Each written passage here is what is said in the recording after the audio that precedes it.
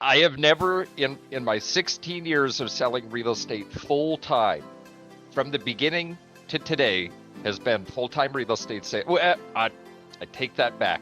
My first year, there was a period in there where I did some aviation maintenance work.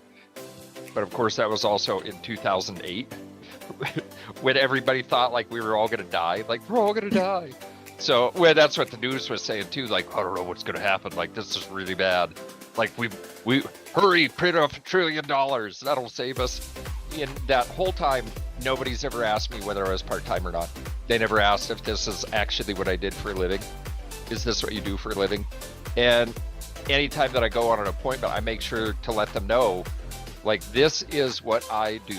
I don't have any other jobs. I am also a real estate investor, but I like do that on, like, you know, my free time, like, you know, or you know, as I'm like traveling around in real estate sales, like I find a deal and I'll pick a deal up. But, you know, I'm in real estate. I do that full time.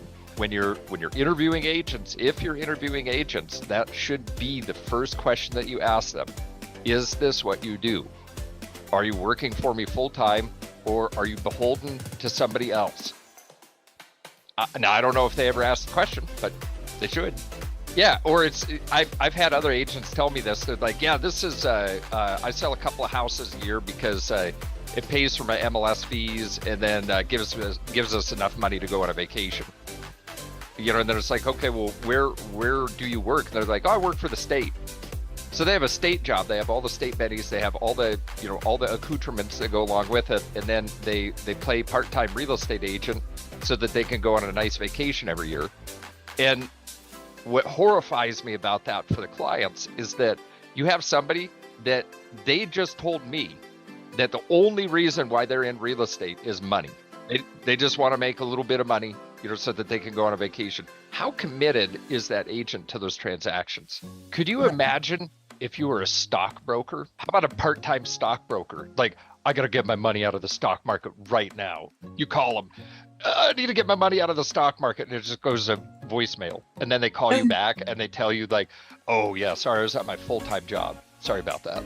I've got to have my phone off. Well, in not only a big transaction, it is, in most cases, the people that we're dealing with, it is the largest dollar amount that they have ever dealt with on something that they are personally involved in up to that point, ever. So, and then usually they're like selling, you know, so they're selling a house and they're buying another one, and they're going to use the same part-time agent for both of them.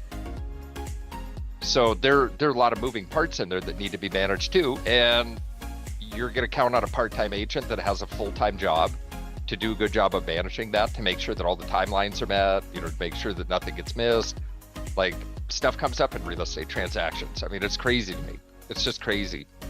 Yeah, if you see anything wrong in the contracts, just let me know. Like, sorry, you're really nice, agent, but you gotta quit. Go. Like, you should leave the industry. Like, you are going to hurt somebody. And that's the shit thing about it, is that if a mistake's made in a real estate transaction, depending on the severity of the mistake, it could cost somebody everything. I've seen it happen. Thankfully, I've never actually been involved in a transaction like that. But the biggest problem that I see with the part-time, what isn't even necessarily part-time, it's part-time and poorly trained agents. Because they're both as dangerous as the other one.